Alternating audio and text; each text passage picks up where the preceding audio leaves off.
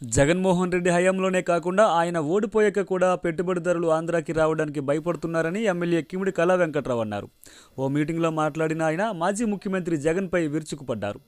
భవిష్యత్తులో ఎప్పుడైనా మళ్ళీ జగన్ అధికారంలోకి వస్తే మా పరిశ్రమలకు దిక్కెవరని, అందుకే పక్క హామీ ఇస్తే గానీ ఆంధ్రాలో అడుగుపెట్టమని పరిశ్రమదారులు అంటున్నారన్నారు. అందుకే ఓ నాయకుడిని ఎన్నుకునే ముందు ఆలోచించి ఎన్నుకోవాలని ప్రజలకు ఎమ్మెల్యే సూచించారు. ఎప్పుడు కూడా రాష్ట్ర అభివృద్ధి సంక్షేమం అనేటటువంటిది ముఖ్యమంత్రి గారికి రెండు కళ్ళు. మరి ఆయన ఏది చేసినా 75 ఏళ్ళ వయసులో ఇలా డెవలప్ చేసేవారు ఎవరు లేరు. ఏ రాష్ట్రంలో కూడా ఏ ముఖ్యమంత్రి ఇలా చేయలేరు. మనం వింటున్నాం టీవీలో విశాఖపట్నంలో టీసీఎస్ వస్తుంది, 2000తో స్టార్ట్ అయిపోతుంది, 5 ఏళ్ళలో 10,000 మందికి వస్తుంది. 10,000 మంది కుర్రాళ్ళు అనేట్టు తల్లిని తండ్రిని తెస్తే భార్య ఉంటే 4 అవుతారు. 4 అంటే 40,000 అయిపోయారు కదా, 20,000 అయిపోయారు. మరి 20,000 మందికి బట్టలు ఉతికినాడు, పాలు అమ్మినాడు, ఈ పాలు ఇచ్చినాడు, కూరగాయలు అమ్మినాడు, ఇల్లు తుడిచిన వాళ్ళు, అంట్లు తుడిచిన వాళ్ళు, వీళ్ళొక 20,000 వెళ్ళిపోతారు కదా అవసరం. ఒక టీసీఎస్ నుంచి విశాఖపట్నంలో 40,000 మంది పెరుగుతారు. 40,000 అంటే గరివిడి చీపురు బిల్లు కలిపినా చాలు. ఇలా లెక్కేస్తే డెవలప్ చేసే వ్యక్తి చంద్రబాబు నాయుడు గారు అని చెప్పి మీకు అందరికీ నేను మనం. మిగతా కంపెనీలు ఎన్నో నిన్న ఆయన చెప్పారు మీటింగ్లో, ప్రైమ్ మినిస్టర్ ఉంటుండగా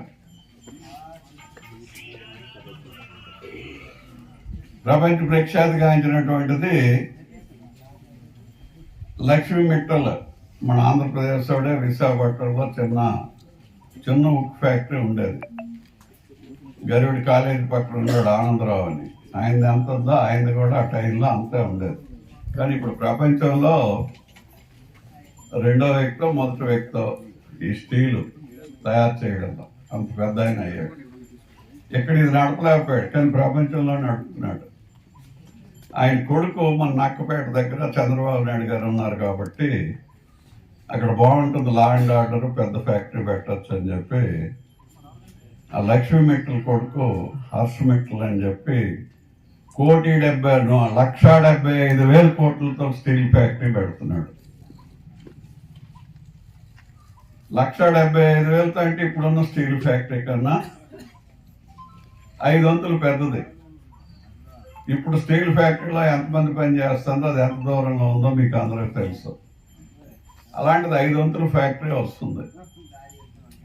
దానికి ఆయన అడిగాడంట, ప్రపంచంలో నేను వస్తాను కానీ మళ్ళీ జగన్మోహన్ రెడ్డి లాంటి మీ ఆంధ్రప్రదేశ్ జనంగా ఎంచుకుంటే నా డబ్బులు నాకు ఉండిపోతాయి, మరి వాడు వస్తాడా లేదని మేము తెలుసుకొని వస్తామని చెప్పాడట ఆయన. అంటే రాబోయే రోజుల్లో కట్టేసి వాళ్ళు బయటకు వచ్చిన తర్వాత అందులో వాటా ఇస్తావా సస్తావా అని అంటాడు, ఏం చేయాలా? అందుకు ఎన్నుకునేటప్పుడు వ్యక్తుల గురించి కూడా ఆలోచించాలి.